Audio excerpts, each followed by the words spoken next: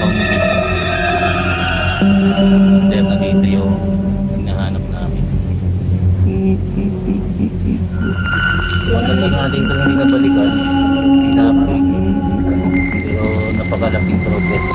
So ayun mga ko, no? Magandang umaga sa inyo. May nagsabi kasi na content lang daw yung ginawa ko. So parang ang labo nun. So ang ginawa ko yung original na videos, tapos pinagkumpara ko dun sa upload ng videos. Tapos may nag-request na hinaan daw yung tanggalin yung background music, tapos hinaan yung boses ko. So kasamang humina din yung boses nung umiyak. So ibig sabihin na ako kasama ko siya dun sa loob ng tunnel. So kapag hinihinaan ko yung boses ko dun sa videos, hihina din siya. So pag pinalakasan ko, medyo malakas din siya, kaya naririnig ko nung nag-upload ako. So ito na lang mga kuha, panoorin ninyo ang videos, tapos tinanggal ko na yung background music, tapos hininaan ko yung boses ko. So kung maririnig nyo pa rin, ito under na dito yung hinahanap namin. So matagal natin itong hindi nabalikan, hindi na-update, pero napakalaking progress.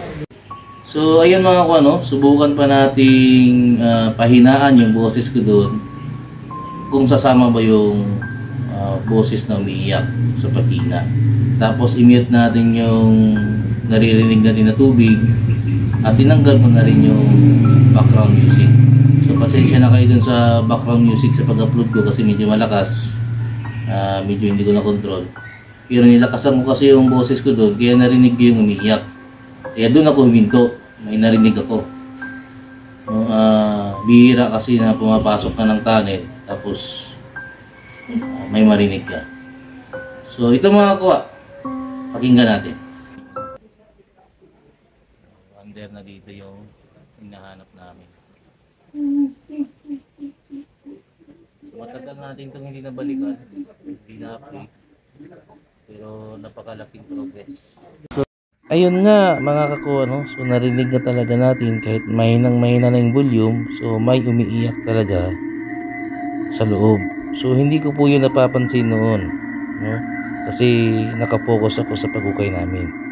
So ito yung tunnel na yun mga kakuha, So alamin natin yung istorya ng tunnel na yan at kung bakit may umiiyak siguro dyan. So ito si kuya, ikwento niya sa atin yung mga ninuno niya, kung bakit yung nagbabantay daw ay hindi na nakakauwi. Ito mga kawan, so ito si Ariel, ang apo ni Adjaman, na ang kasama ni Adjaman ay si Melody. Puros mga codename yun. Codename lahat yun. Adjaman, saka Hinapon, Melody. Yung Melody malamang marunong tumugtog yun. Si Melody marunong tumugtog, kaya Melody ang tawag ang ano sa kanya. Unsa na siya na? Umbing. Istorya ito may sa imong kaagi itong na sila. Ano sila kay dugay sila na kuyog sapon. 19 wala pa daw ito yung 1930 nana daw ako. Hindi lang sabi nila.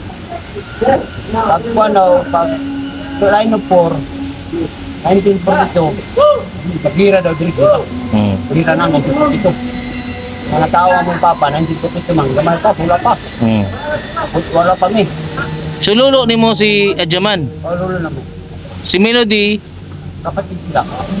sa paningin ninyo. Kasi intelligence mo sila.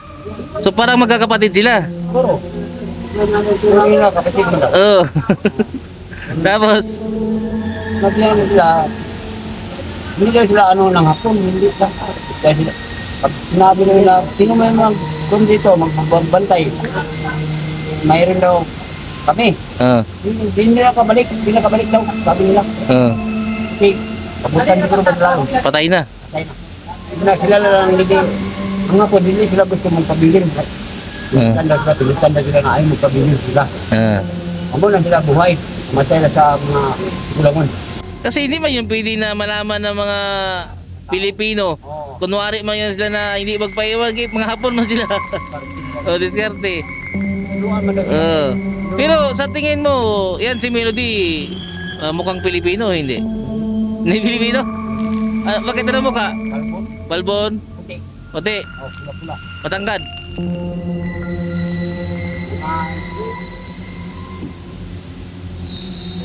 Payat? Payat? Hindi, malapad. Malaki, ang katawan. Oo. Yan si Adjaman? Tangkat. Matangkad? Oo. Tangkat, parang hindi siya kalo cowboy. Hindi ka talaga ako Pilipino yun. Hindi Pilipino. Puti. Puti. Tapos, Tangkat. tangkad. Parang pareha niyang lain niya kang alamsoy. No, yun mga ako ano. So, ang mga ninuno daw nila ay malalaki, may katawan at puti. Iba sa mga Pilipino, mga pagubo. Yung magkaiba. Siyempre, nauna na sila dito eh.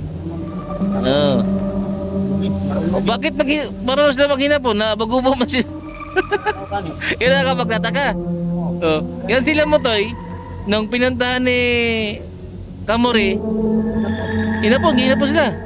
Napagubo man siya. Napagubo man siya. So mayroon talagang something. Yun mga ako no, ay intelligence nga talaga sila no. Sa ganong paraan pa lang ay malalaman mo na kapag marunong magsalita ng Hapon ay intel talaga sila no. So ikaw nakaabot kay Melody na nakatuka na magbantay dito. Si Adjaman, saan si Adjaman? Si Melody saan? Dito din. So magkaiba sila. Saan si Melody dito? Dakong Bato? Dito. Dakong Bato? Si Melody dito?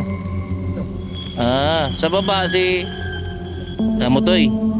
No, sila yung magkakasama. Si Unuda, Tudlaya na, dun. Mainit. Pero mayroon pang isa. Marami pa. Marami pa mga kasama sila. Iwan. Bitan. Sulaiman. Ambitan. So codename pa rin yun. Codename pa rin. So mga puro mga codename yun. Mga Meron pa. Makang tayo. Video Agyo. Agyo. Lolo Umi. Ini. Ingi naman. Jadi ini ang ngalan pero puti. Puti. Tahu, matana sa ito. Parang nililibo. Ang nakuha na natin na picture ay si Uda pa lang, codename Uda, pero ang pangalan niya is Unuda. Yun ang ano kasi na commanding officer nila dito na intelligence. So itong buong area na to, ito talaga yung pinagkakampuan nila. Sabi nila, hindi nila maawat ng 20 na tao. Hindi nila maawat. Sabi tao. Yung mga ganun lahat. Yung tak-tak. Yung niadala. Kasi nung madugog lang, apos yung dito. Sabi na, baka daw. Tungog lang. Yan ako nga, yara pa rin yung tungkuhan yung anak kamain mo lipat. Hapon. Patay ka. Yan si Adjaman, sinabi niya ba sa'yo kung may treasure dito? Hindi. Sabi. Hindi sinabi. Bakit daw? Sabi pag train na sa hapon. Sabi train na sa. Wala talaga kahit pipiin mo, di talaga magsabi. Namatay na lang. Muwang lang yun. Dahil dalong lang sila Japan, muwang daw bitin. Sinabi ko na. Hindi talaga. Sabi ka rin sila. No, yan no. So, yan yung apo ni... Ano sa Zolo? Dadalhin daw ko sa Japan. Muwang ako ng bitin. So, yan si Kuya Ariel, ang apo ni Adjaman, na may kapatid na kasama na si Melody, no? At kasama rin nila sila Mutoy. Pero hindi nila alam kung saan nanggaling yung mga tao na yun. Nandito na sila bago pa ang 1930. Iba yung mga pangalan nila, wala kang memory. Ha? Wala kang memory. Wala. Wala. Hindi ba yung mga pangalan nila, hindi ba kung bagubo? Wala kang memory. Daman. Si Adjaman, kinuha niya siguro sa mga Kalender. oh, yung si Melody kinuha naman niya sa pagdugtog. Melody na siya. Mga ano yun, mga intelligence. So maraming salamat kaya at nakita natin yung ano ang katotohanan sa mga nandito yung hapon. Maraming salamat po. So update tayo mga kuwa, no? Galing doon sa may bato na yun, no? Yung may yung paa na bato. Papunta rito ay mayroong 3 dots sa 2, 3. No? So pababa doon. Ang ibig sabihin niyan, under. Doon yung under na sinasabi niya. So update tayo dito. Yun nga mga kuha, no? So dito sa tunnel na to, pakiramdam ko talaga dito ay parang may kasama kami. So habang kinukuha namin yung bato na yan ay parang sobra kami, no? Parang mayroon kaming kasama na hindi namin nakikita. Pero yung mga bato na yan mga kuha ay na-blasting yan, no? So malakas ang pakiramdam ko na yung nagbantay dyan na sabi ni kuya, sabi ng mga ninuno niya kung saan ay hindi na nakakabalik, no? Namamatay na.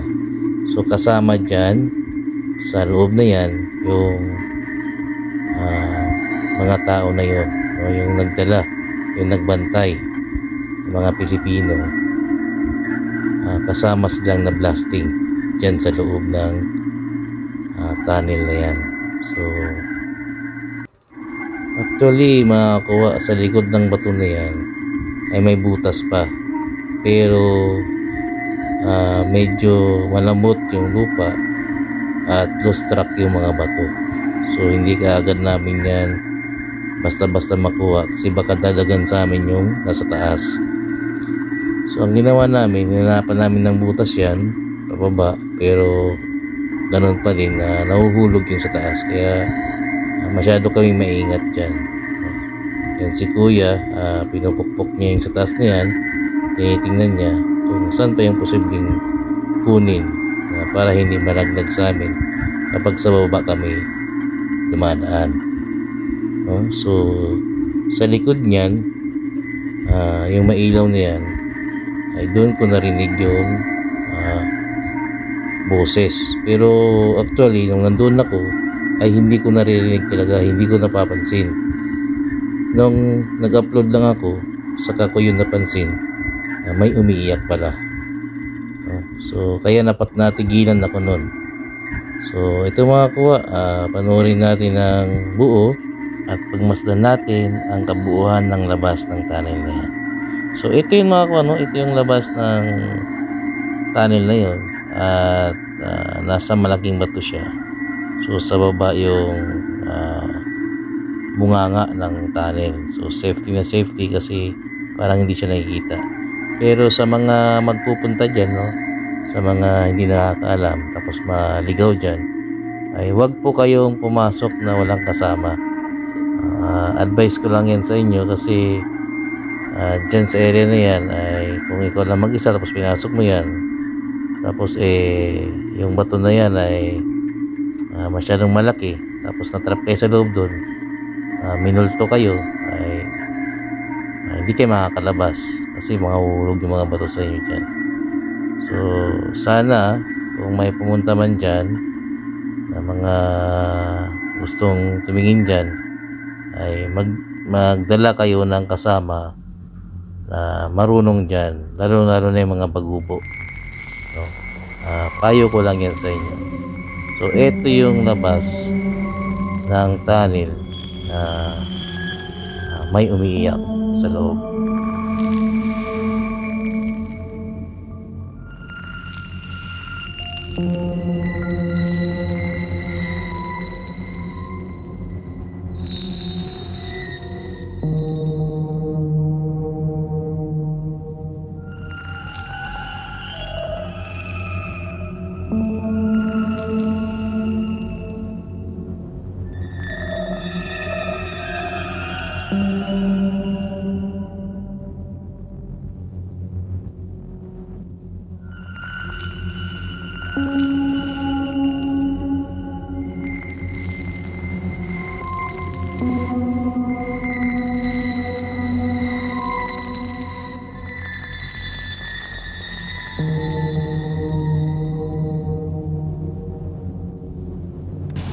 Ayun na nga mga kakuha. So pagkatapos namin kumain ay nilipat namin yung chindak doon na para hindi mahirap magkaganon.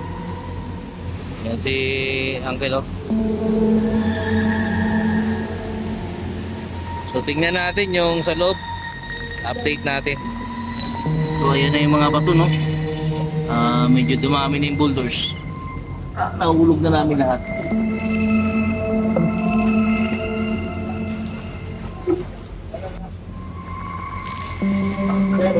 Oh.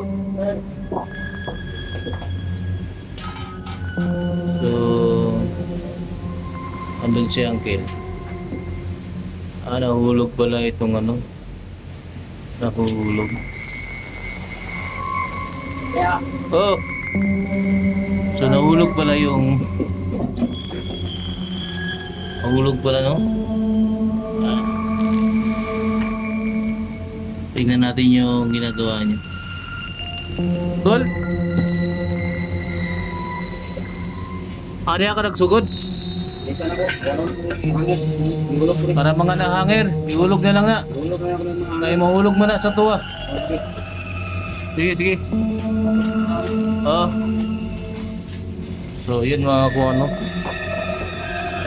Hinulog yung mga nakahangir doon. Kasi baka mahulog sa nagbutas na kami. So nagbutas na sila dyan. Pagka mahulog yung nasa taas, tatanggalin na. So ito yung butas. Dito sa baba, yun yung target. Itong pinanggalingan ng kawya to. So ayan si Jimboy. Kiniklearing niya na yung area. Yeah. Yung mga bato na yan ay ilalabas lahat. Pati yan babawasan yun. Yan, babawasan yun. Kasi para lumuwag dun sa ilalim. Actually talaga mga kuha yung pumasok daw nito ay nakakatayo daw sila. So hindi pa ito na blasting. So butas talaga yan. So itong kahoy na ito siguro mga 1 meter pa baba niyan. Kasi takpak lang ito mga buhangin ito sa ilog pati yun. So dito magtatapos ang ating videos, no? Abangan ninyo sa susunod na Sabado ang lugtong nito kung ano nga ang makakaya namin dyan. So, every Saturday po ang pag-update natin dito. So yung mga nakaraang Sabado hindi naka-update kasi mayroon tayong pinuntahan. So kung ano yung naging sitwasyon doon sa kabilang bundok, ganito din ang sitwasyon dito sa kabilang bundok. May nagbabantay din. At yun ay lolo nila. Ang lolo nyo boy ay si Melody, di ba? So, yun ay isang hapon din. Code name Melody ang pangalan niya. So mamaya mayroon siyang kasama kasi na isa ring hapon na nagkunwari Pilipino. Ang pangalan namin niya ay si Lamotoy, no? Yun mga kuha.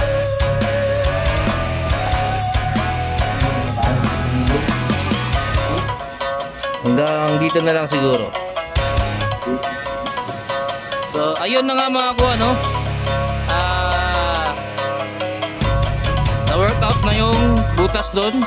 So tsaga tsaga na lang yan. Sana makita na namin yung makita na namin yung entrance. Sana mabutas na namin. So makikita tayo sa Sunday, mga kakuha. So every Sunday po ang update nito. So Sunday, tapos next Sunday may mga update po yan. So hanggang dito na lang ang ating panonood, no? Dito na lang yung videos natin. At magpapaalam na kami.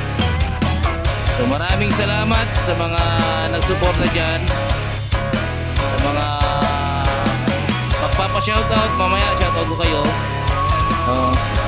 At sa mga gustong mapuntahan dyan kay Kuya Cecil, mag-PM po kayo.